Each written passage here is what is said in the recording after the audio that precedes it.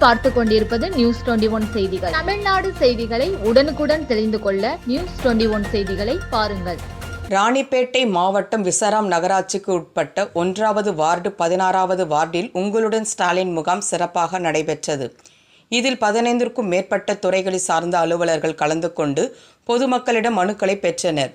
இந்த நிகழ்ச்சிக்கு சிறப்பு அழைப்பாளராக கைத்தறி மற்றும் துணிநூல் துறை அமைச்சர் ஆர். காந்தி, மாவட்ட ஆட்சித்தலைவர் முனைவர் ஜே.யு. சந்திரகலா ஆகியோர் கலந்து கொண்டு மனு அளித்த பயனாளிகளுக்கு பட்டா பெயர் மாற்றம், மின் இணைப்பு பெயர் மாற்றம் ஆகியவற்றை உடனடியாக வழங்கினார்கள்.